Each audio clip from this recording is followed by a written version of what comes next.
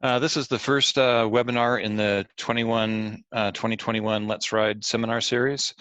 The first talk is going to be horse camping in the winter. Yes, you can. It'll be presented by Priscilla Lindsay from Region 6.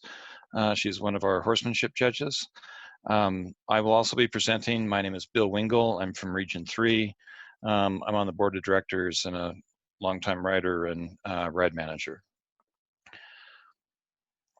We're going to be covering a number of topics tonight. We're going to be looking at, first we're going to kind of describe what we mean by cold weather. We're going to talk about how to deal with water in cold temperatures. We're going to talk about camping, particularly in living quarter horse trailers, but this can be generalized to bumper pulls with campers or whatever. We'll be looking at whether they're winterized, non-winterized, dealing with the holding tanks, how one can heat efficiently and safely. We're also going to mention a little bit about how to take care of yourself, how to take care of your horses.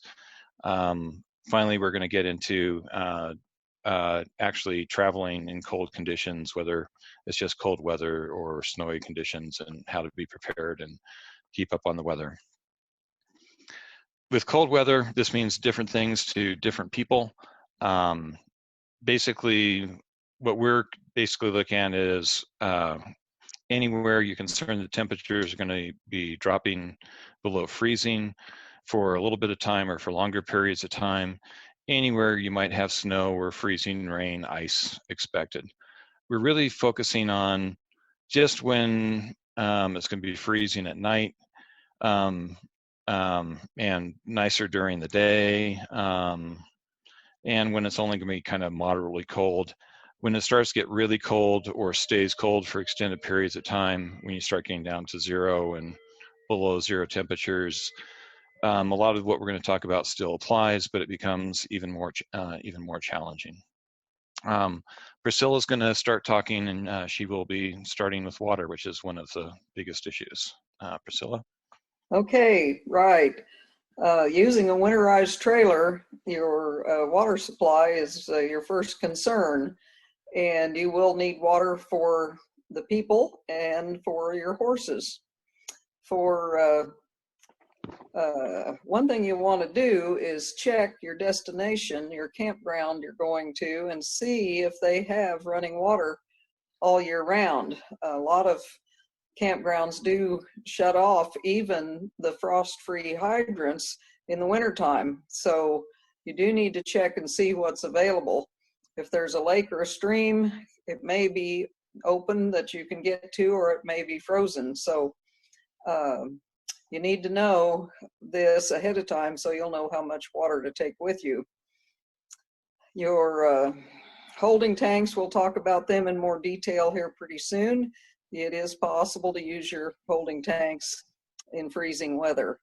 Okay, what Steve and I do is for our people water, we just save milk jugs and water jugs, gallon plastic jugs, to reuse, and we've figured out through the years how much we need, and we fill these jugs and store them in our shower in the living quarters trailer so we don't have to worry about spills if one of them leaks or something.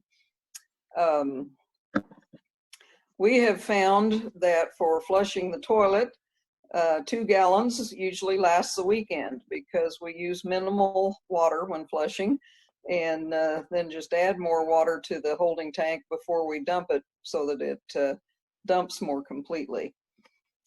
For people, for drinking, you will want a gallon of water per person per day. You may not drink that much, but it's good to have that much. And you might want another gallon for cooking, maybe 2, depending on how much cooking you're going to do and what you're going to cook. I tend to make my meals ahead of time and just reheat them so that cooking is minimal. Like to conserve that propane for heating as much as possible. And I label the plastic jugs. I just put a big black X with a magic marker on the ones that are used for flushing. because that way you know that those particular jugs can be refilled from any water supply and you don't have to worry about it being safe for drinking. The ones for drinking, I label drink on them, and the cooking and washing I don't usually label, but anyway, I know if it doesn't have an X on it, I try to keep it safe, potable water. Let's see.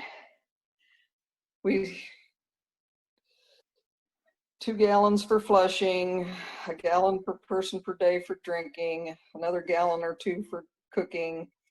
See what else I've got here. Okay, then for hand washing and bathing, I like to use wet wipes for hand washing and baby wipes for bathing because they're usually a little more gentle on your skin. And we'll talk a little bit more about that later. And I think we've got a place to talk about horse water later on the slides too, right? Yes. I just kind of scooted down. I'll go back up. That's okay. Were we going to talk about more about holding tanks now? We can talk about it a little bit. I was just throwing a couple points here. If you happen to be hooked up to electric or you have the propane, just keeping the trailer of your interior warm and keeping your water tanks inside will help keep them from freezing. Also, if you can manage to keep your interior trailer fairly warm, horses like to drink warmer water rather than near freezing water. So anything you can keep inside is helpful for the horses. As far as the RV tanks, Priscilla mentioned these to me and I was looking them up online the last few days. You can also get hot water heaters. They're basically pads that you stick onto your different holding tanks, and they can they run off DC power. They probably use quite a bit of power, so you probably want to be hooked up. But they can keep a 50-gallon tank fluid. So if things are getting really cold, you want to camp in really cold weather, there are options to keep even your holding tanks thawed out. As a comment, if you are going to keep your water in the back of your horse trailer, you might consider lifting them up off the trailer floor.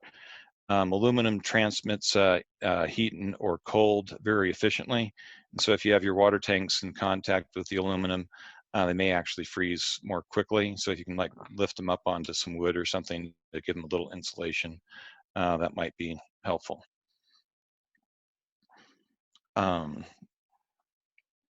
Do you want to talk about the unwinterized trailers, or let me do that, Priscilla?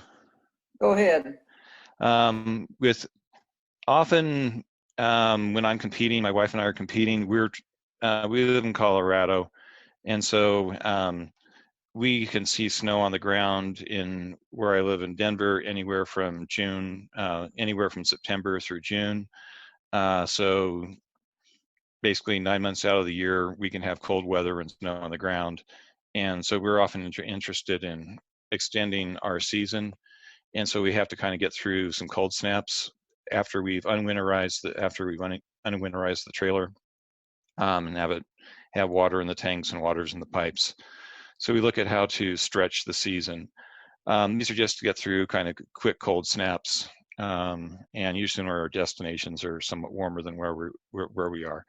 If it's in the weather's cold, make sure you keep your tanks empty, particularly your holding tanks.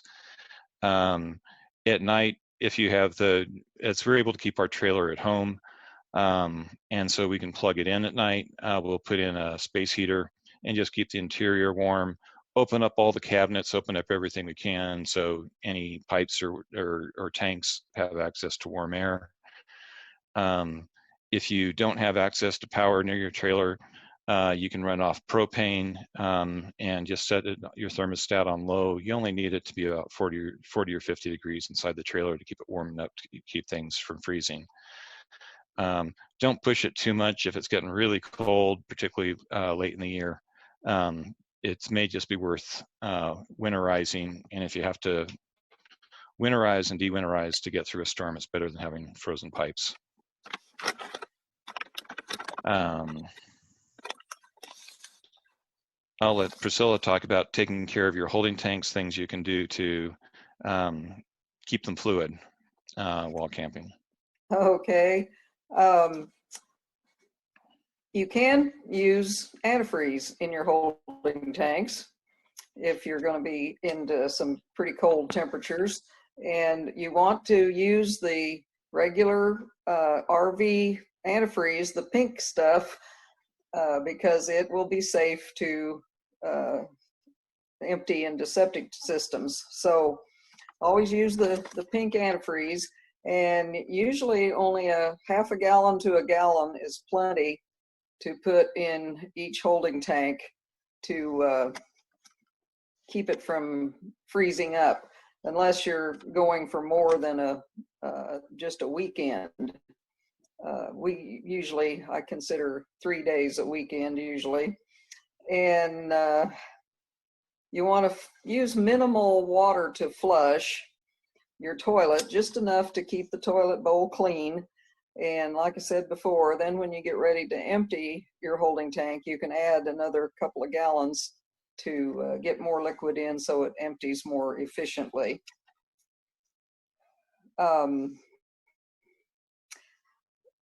One year, maybe a couple of years, Steve and I even used cheap alcohol to put in our holding tanks.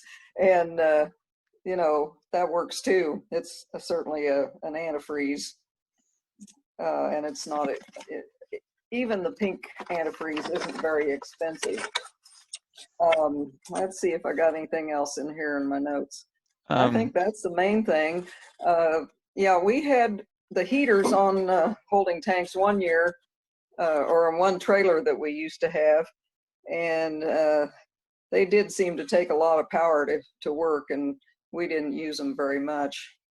Seemed like the antifreeze was a lot cheaper. So it's we have a couple comments on the chat and the question and answer. Kimberly Murphy, she commented to make sure to get the RV antifreeze that does not have the alcohol in it. The reason being is the alcohol can dry out the O-rings and various other things in your tanks, and near that's a good point. Yeah, the flush outs. So keep that in mind. When I said potable for the RV, when I said pink and potable for the antifreeze, it's you wouldn't want to drink this. It's not stuff that you would want to drink, but it's the stuff that you put in your drinking water supply system that you're able to flush out before you put in the drinking water. If there's still some of it in the system, it's not going to kill you, like the stuff you put in your car. The main point there, and potable is probably a poor choice of words, was that make sure you do use the pink RV stuff. That'll be not non-lethal. May not taste good, but it's not going to kill you.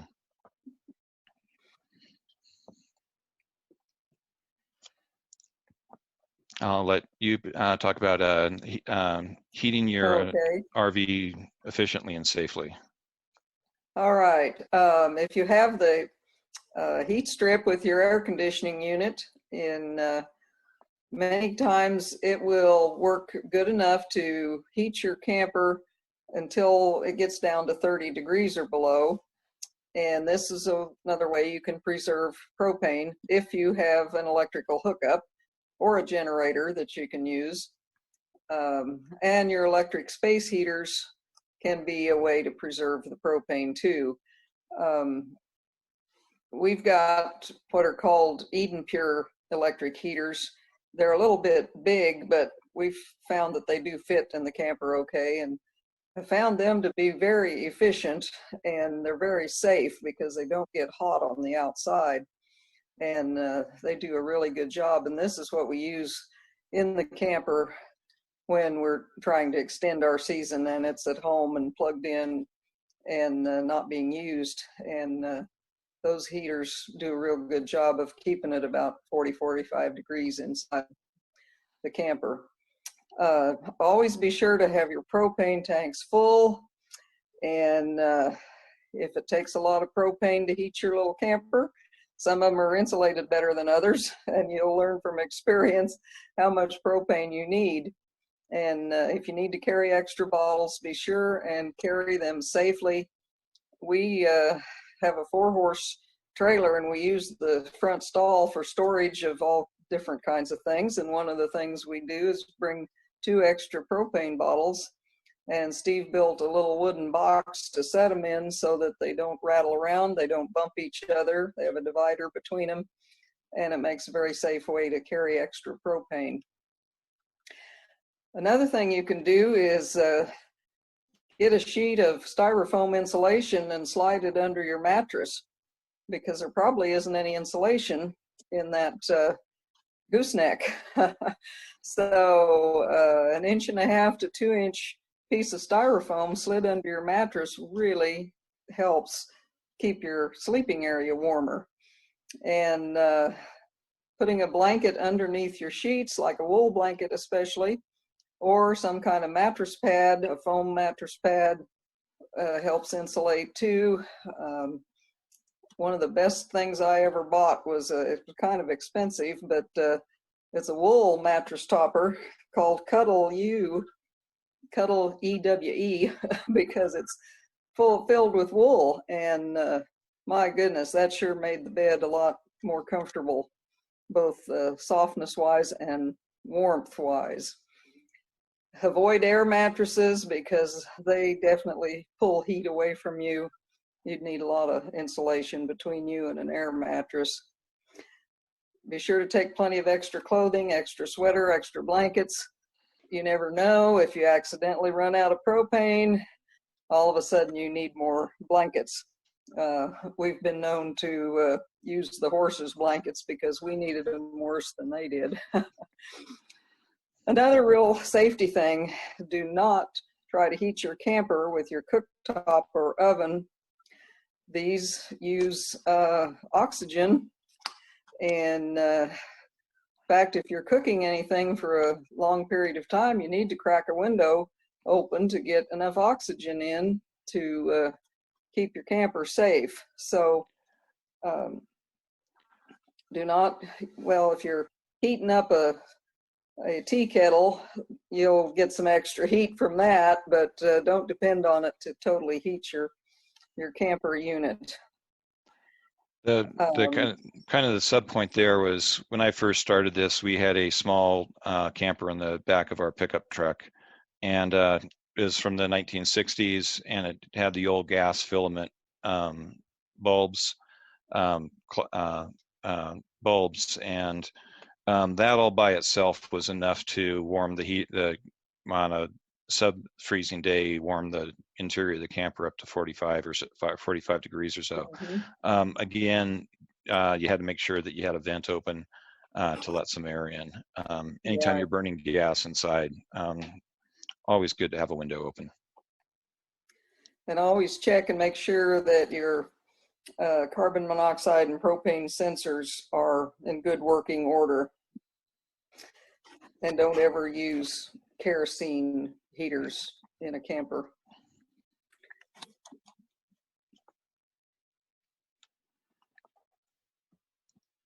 Okay, I think that's okay. With the generators, it's I'm fairly new to generators. We finally got a horse trailer that has one. The one thing I've noticed about it is it can be pretty finicky in cold weather. If you're depending on it for heating or cooking, have a backup plan, or really know how to make sure it starts. For the most part, I've been able to get it started, but it may not be immediately, or I've had to wait till the warmer gets a little bit, the weather warms up a little bit before it starts. So keep that in mind if all you have is a generator. Just something to keep in mind. Again, at the start of the weekend, good idea to probably keep the tanks full, or to have a good plan for it. If you think you're going to be winterizing it soon, you may not want to fill your tanks all the way up with gasoline, and so the gasoline sits all winter. But something to keep in mind about. If you have slide outs or if you have slide outs and slide outs with awnings, if you're going to be in an area and you think it's going to be snowing on you or you expect ice, it's probably a good idea to pull them in during the storm event. You don't need the weight on the awning. Also, at the end of the weekend, if you have 6 inches of snow or you have ice on top of your awning, when you pull your slide in, that's going to want to roll up in your awning and may not work very well. You're also bringing all that moisture, even if it's not very much, you're also bringing it all inside the trailer, and you probably don't want water dripping in on the inside of your trailer as it melts as you go down the road. I haven't played with it a whole lot yet, but I also imagine if the weather starts getting very cold, the mechanics may not work as well. And so even if you have a slide out, you may want to consider keeping it in and keeping it in. That's a point I might mention here is if you happen to be shopping for a trailer and you think you want one with a slide out, that's fine and good, but you do want to check and make sure that that camper is usable when the slide out is in. I know when we shopped, we looked at some trailers that you could not live in that camper without the slide out being out. And that's not a good thing. You like to have the option of being able to use that camper without using the slide out. So something to think about. We do have one question from Kristen. Are slide outs okay during regular rain, not ice? Yeah, if it's just raining out, it's just fine. I have read some things online when we were buying our most recent trailer that if it starts getting very windy, the awning above the slide out will often start to flap and to get very noisy. And so people with slide outs on windy nights will often pull the slide out in if possible, just to avoid the racket and to avoid all the stress on the awning itself as the wind is whipping it around. Next slide. I'll let you talk about personal care, Priscilla. Okay, some of this we've mentioned before, how much water to bring. Washing and bathing, like I said, baby wipes work great for quick trips. I mean, you do find out that you can go 2 days without a shower and not be too offensive. You can heat water on the stove and pour it in a bucket of cold water to warm it up to a comfortable temperature and bathe in a bucket. I've done that many a time, washed my hair in a bucket. Do check out some campsites have shower houses that are open year round. Not very many, but once in a while you find one, and that's really nice to have. But you can definitely keep yourself pretty clean with a package of baby wipes, and they're not very expensive. Cooking, if you've got the electrical hookup, the generator, propane, use all these different resources for cooking. If the weather's decent outside, just cold, you can bring your little portable grill and cook outside just like you do in the summertime. So just make sure you have something reliable, or plan to eat meals that you don't have to cook. I used to joke with people that I could go all weekend with just a bag of apples and a jar of peanut butter, but I do like to eat better than that nowadays. Anything else? Any questions on this? Okay, caring for your horse. I think the main thing here is, okay. I'll let Priscilla get into it, is just the amount of water that a horse needs, and trying to keep that water unfrozen and somewhat warm or tepid if at all possible. Right, and like you said before, keeping it in the back of the trailer, some insulation between the water containers and the aluminum floor can definitely help. Even just a piece of plywood or Again, if you can find some cheap or leftover styrofoam insulation, can be useful for that too. You can wrap an old horse blanket around your water containers, or an old sleeping bag to help insulate them too, and keep them from freezing. And it's pretty easy to heat up a tea kettle full of water and dump it in the water bucket for the horse and get the water reasonably comfortable drinking temperature, so they aren't having to drink icy cold water. And because it's often at night things are going to be freezing, even a 5-gallon bucket can freeze pretty solid overnight if it gets much below freezing. You may want to make sure that your horses have a chance for water before you go to bed, but then you may want to pull the water in and keep it somewhere it'll be a little bit warmer, and they may have to go without overnight, and then in the morning make sure that they have water again. But if the water is going to freeze solid overnight, leaving it out for them doesn't do anyone any good. That's why I also like to feed a wet mash in the evening, so the horses make sure they have something wet in their tummies. And you can also warm up the water to make your wet mash with, so that it's not icy cold, and they'll eat it better too. Just ways to keep your horse hydrated. Yes. Also, keep in mind that even if you are going to have water at your destination, as you would in the summertime, always make sure you have you're carrying water, particularly in the winter, just because stuff happens. If you slide off the road, if you come to a mountain pass and it's closed, you may be stuck wherever you're at for some time until things get better, and you need to make sure that you have enough water for you and your horses to get through until things change. We did get another question from Kimberly.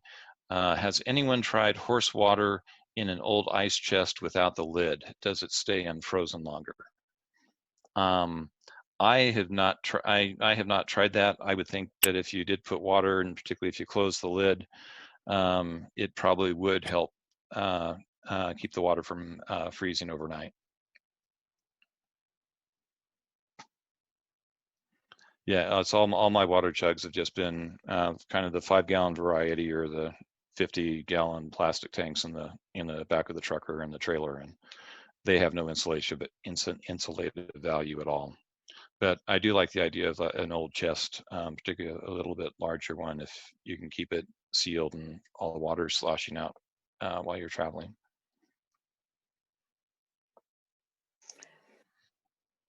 Continuing caring for the horse. Do you want to talk about this, Priscilla?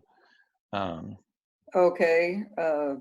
Be sure and keep hay in front of them all night, if at all possible, because a belly full of hay really keeps the horses warm. Blanketing is a kind of a controversial subject. It goes around on the internet every once in a while, to blanket or not to blanket. And we very seldom blanket our horses because they are always warmer without it, it seems like, unless you get into real windy or wet conditions, and then they definitely need a waterproof blanket to protect them from becoming wet. But generally, some of the research I've done, I've found that horses are comfortable down to 20 degrees if they have a good winter coat. And, we'd be really cold at that temperature without a coat, but horses aren't. And some people have put thermometers in the back of their trailer when they're traveling, that they could, the remote thermometers that you can check what the temperature is back there. And they found that a couple of horses in a trailer can keep that trailer at 40 to 45 degrees, even in sub-zero weather. So that horse's body is putting out a lot of heat. Some things to consider on blanketing, though, is if your horse is clipped or not. and some do have better winter coats than others. But if you, even a light blanket on a horse with a good winter coat mashes his hair down, he can't fluff his hair up, and so he won't be as warm as if he left the blanket off. And a good way to check when you do have a blanket on a horse, slide your hand under that blanket and see how warm it is. If he's sweating, he doesn't need that blanket. You've defeated the purpose by getting him too warm. So it does just take some experimenting with blankets to see what works for your horse. But rarely do they need a blanket inside the trailer. You do need ventilation in the trailer when you're traveling.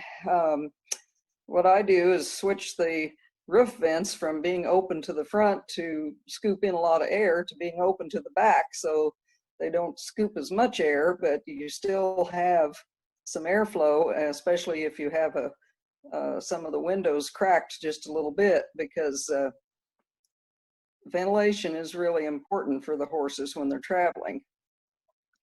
If you have an open trailer, stock type trailer, then you might need blankets in that kind of a trailer because you might have too much airflow, and especially if you have to travel in rain, drizzle, whatever. So just use some common sense about when the horses need blankets and how much ventilation they're going to need. Yeah, I don't use a stock trailer, but I suspect if I was using a stock trailer in the wintertime because of the wind, I would put something on more than just a wind jacket, because the wind jacket's going to be kind of holding the fur down, and they can get cold just because you're holding their fur down to keep the wind off, but you're not giving them any insulated value. I would probably put on at least a light or a medium weight jacket, even in the back of a stock trailer. That would take some experimentation, but that would take some experimentation. It's some of these comments are more for those of us with enclosed trailers. Right. That's kind of the camping end of things and how to take care of you, your horse, and your trailer. This next section is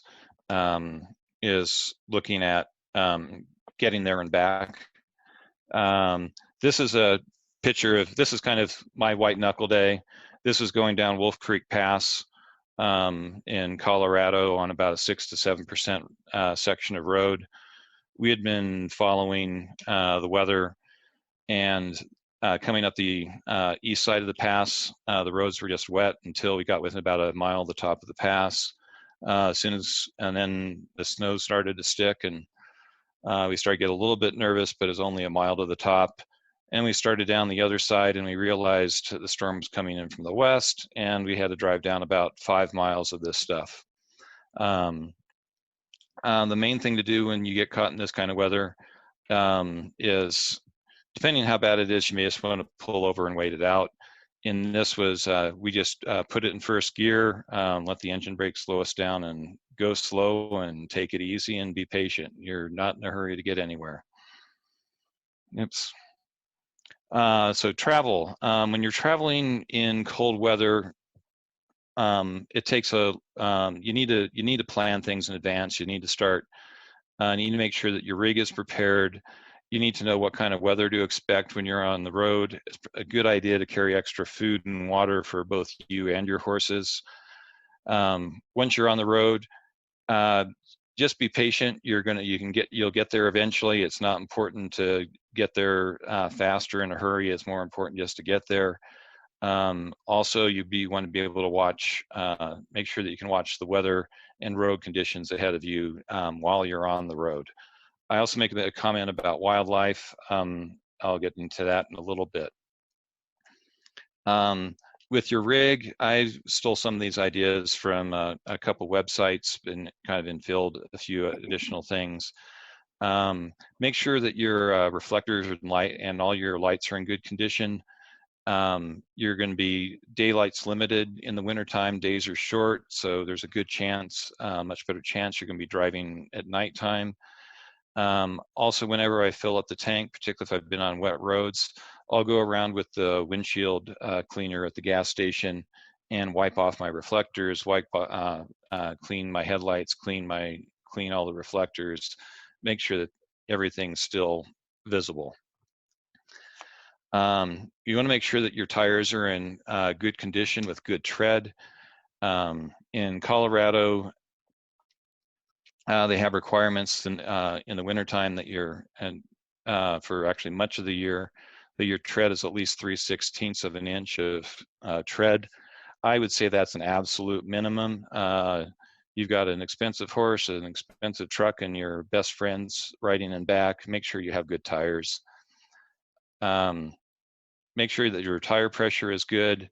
Depending where you are, I live in Colorado, we get a lot of snow. Make sure it's good to have snow tires or mud and snow rated tires, or carry chains. I don't have mud and snow rated tires on my horse trailer, and so having chains for them is a good idea as well. This varies from state to state. Colorado has started to get very serious about this because of the amount of traffic. We have people, semi-trucks or drivers getting sideways on highways, blocks things up, and there are significant fines for being out on the road unprepared.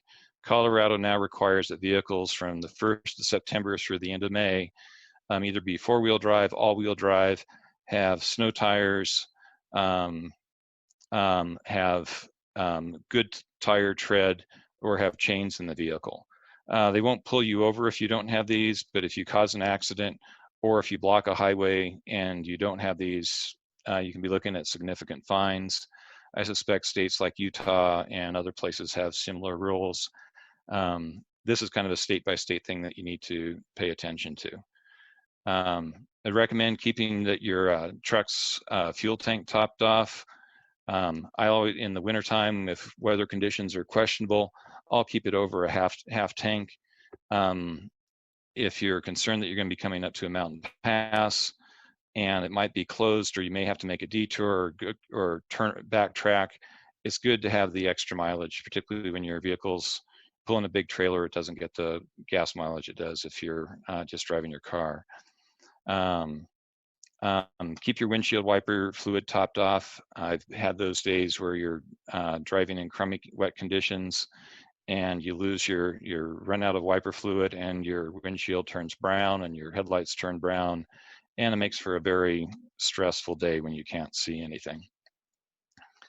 Stressful and dangerous. Right. Continuing on, kind of keeping your rig in shape with brakes. Things to think about with brakes. I've been reading some things that suggest that you turn off your engine jake brake if you're on wet or snowy or icy conditions. The reason is if all of a sudden the engine brakes engages, it'll slow the truck down but not the trailer down, and it can cause you to slide or even for the trailer to jackknife on you. So if you're going to use it, you need to be very careful. When you're driving a steep mountain pass, you need to use your engine brake or your jake brake. You need to slow your truck down, and it's to prevent you from overheating your brakes. You don't want to. It's worse to burn up your brakes than to risk sliding into a ditch because you've tapped on your brakes. But when you're going down a hill with your engine brake, you're already going slow. Your speed is basically staying unchanged. It's a very slow and even, steady slowing, so it shouldn't be a problem. I've also read comments that in the wintertime on less than ideal conditions, you may want to put more of the braking on the trailer rather than on the truck. The idea is to slow down the trailer, and it will help keep everything aligned Kristen has said she's not familiar with a jake brake. Is that different than just driving in low gear down a steep hill? It's the same idea. If you have a gasoline engine, I learned to drive with a gasoline engine and a stick, and it's when you downshift and just you're using the engine compression to hold you back. My understanding is that with diesel engines, they don't necessarily use compression in the same way. And a Jake brake, like you can get for Dodges and I think GMCs, or with a Ford, they just call it an engine brake. It's just a way to, in a diesel engine, to use the engine compression to slow the vehicle down. So yes, I think it's the same idea. I've heard it would scare me to death to drive down a mountain pass depending on my brakes. I don't know enough about diesel engines, but I've heard that if you don't have a Jake brake or you don't have the engine brake, the engine compression doesn't exist on a diesel engine by downshifting, but others can correct me on that. Let's see. Also, I've heard to turn off cruise control if you're on wet, slippery roads. The reason is if you start to slip, your speedometer is going to probably say, oh, you're slowing down, and so the cruise control is going to give you some gas. And the last thing you want to do when your back end is starting to slide is to add gas. That's more likely to make you slip more or spin or jackknife. This isn't so much an issue with if you're going camping, you're going to have your horses in back. But if you are pulling your trailer on a lousy day, you may want to throw some sandbags or other weight in the back, which will give it a little bit more stability. A light trailer is more likely to slide or jackknife, is my understanding. When you're traveling, you really need to pay attention to the weather, and you need to start paying attention to the weather soon. Some of it is just what can you expect in a given time of year. As I mentioned, in Colorado, it can snow in June, and it can start snowing again in September, all the way all through the rest of the year. And if you're up in the mountains, it can snow in August. And I've never seen snow in July in Colorado, but that's about the only month I haven't seen it. If it's more in December or March, you can kind of count on seeing snow. If you're going to be traveling very far, you're going to kind of have to dodge between storms, particularly if you're going over mountain passes. When my wife and I travel, we like to have access to real-time weather, radar, road conditions. We've done this various ways. There are a lot of really good phone apps now. Before I leave for a trip, I'll make sure that I've got a number of the key towns in my phone already set up in my weather app. I use Weather Underground, and so I can quickly check them to see what weather conditions are before I get there. In Colorado, we have a really nice website called cotrip.org. Other states have similar web pages. I just happen to be familiar with the Colorado one, and it has a map of road conditions. It'll say that things are snowy, icy, wet, dry, whatever. And then it also shows all the cameras throughout the state. So if you say, I need to go over this mountain pass, what does it look like? You can bring up the camera and you can say, oh, the roads are still just wet. If I get there soon, I should be able to go get over it safely. We also used for a while Sirius Radio. They have a package that goes along with it, and one of the packages has live radar on it, and that was real useful. You get out into areas where you don't have cell service.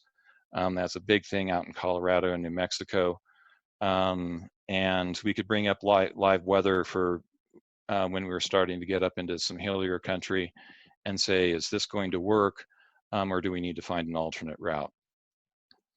It's best if you have your alternate routes pre-planned. For my wife and I, when we go down to New Mexico, to the Four Corners area for the Navajo Lake, Choke Cherry rides, Caballo Canyon rides, there are a couple routes we normally take in the summertime, but if the weather, and it's about an 8-9 hour drive. If the weather gets really bad, we've actually had to go all the way south into Albuquerque, which adds 4 to 5 hours to the drive. But it's sometimes you just have to, you either have to wait for the storm to go by, or you need to figure out a different way to get where you're going. For us, it's which mountain passes can we get over that are still open, that are not snow covered, and sometimes you just have to keep looking at a map and figuring out your alternatives. Be prepared for long detours, and sometimes you just need to know if things really start to get bad. Have kind of pre-planned where you can go to wait out the storm. This is kind of some of the repeats. It's as you're traveling down the road, it's in bad weather, in bad or marginal weather. We're constantly looking at the weather maps on our phone or on Sirius or whatever, trying to feel out what is it going to be further down the road. Does it still look good? What time of day is it? What's the time of year? Sometimes later in the season, if it's April or May, we have a lot of warm days, which is keeping the road warm. If we get a quick cold snap or snow, it's not a big deal because usually the snow will hit it and melt real quickly. And that may be fine during the day if it's not a real hard storm where it can be snowing hard, but you're driving on just wet roads and you can get over the mountain pass. At the same time, if you're getting to the mountain pass near dark or after dark, those wet roads can turn to black ice, and it may be time for you just to park, because the last thing you want to do is to get on black ice with a big trailer. Again, the big thing is get there, go slow, be patient. If you're in other traffic, just leave lots of space. Be ready to pull it over and wait it out. Or sometimes, if you can see a big storm is coming in sooner than you expected, it may be time to call the weekend early and just get out in front of the storm and beat it home. Miscellaneous things, make sure you have extra food and water for both you and your horses. Make sure it won't freeze. You may want to keep water inside the truck or inside the living quarter. Be ready to drive in the dark. In Colorado, this may vary depending on where you live, but in the spring and the fall, this is when wildlife is migrating from their lower areas where they stay in the wintertime up to the high areas in the summer where they can get higher up. And so they're moving across the roads, and they tend to like to move around at dusk and dawn when you can't see very well and they can't see very well. These are the times you're more likely to hit a deer or an elk, and so you really need to be paying attention. When you're traveling with the horses, and whether this is in good weather or bad weather, you still want to make sure that you stop frequently. My wife and I, we stop every 4 to 5 hours. We'll let them out, let them drink, let them stretch, let them relieve themselves. Other people like to keep the horses in the trailer, but you want to stop and let them relax. So they're just not having to deal with a moving trailer all the time. Whether you let them out of the horse trailer or not, this depends on how familiar you are with the horse and how good they are at traveling. You don't want to let them out if you're worried about them panicking. You certainly don't want to let them out if you're worried they're going to spend an hour or two trying to get them back in the trailer. Other things good to have, this is all just for year-round stuff. Having Tpms sensors on your truck and trailer is really nice. These are the temperature sensors. My wife and I put temperature sensors on our trailer, and they measure the pressure and they measure temperature. It's very nice to know that you can be driving down the road, you're pulling a big trailer behind you. If you have a flat tire on one of your 4 tires back there, you may not even know. It's nice to have a pressure sensor that's yelling at you saying, hey, you have low pressure, and you can deal with it before it becomes a real problem. Again, have a fire extinguisher. If you get stuck on the road from a flat tire, whatever, it's really nice to have blinking hazard lights you can put out on the road, or having reflectors. Again, in Colorado in the wintertime, we have to have chains. These are just some references that we used in the preparation of this talk. Do people have any questions?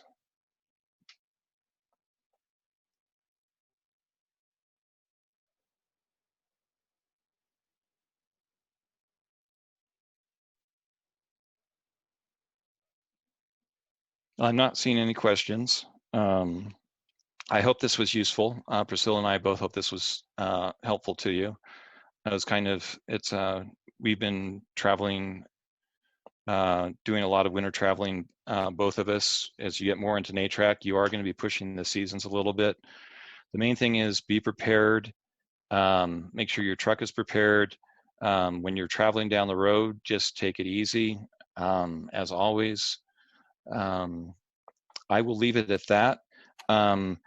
We are starting the new seminar series this year. We plan to do it, continue doing these through October. The next talk will be, again, this was supposed to be the fourth Wednesday of the month, and I got the dates messed up, so today is Thursday. But next month, we will be giving a talk on colic. It's going to be focusing on tips and tricks on how to see if your horse is having trouble at an event or coming or going to an event, things you can do to help reduce the risk of colic going to an event, at an event, or going home from an event. So I think that'll be really good. That is going to be hosted by Pam Hess and Kay Gunkel. We hope to have everybody and more people attend that meeting. If there are no questions, I think we'll call it a night. And thank you, everyone, for attending. Yes, thank you for joining us.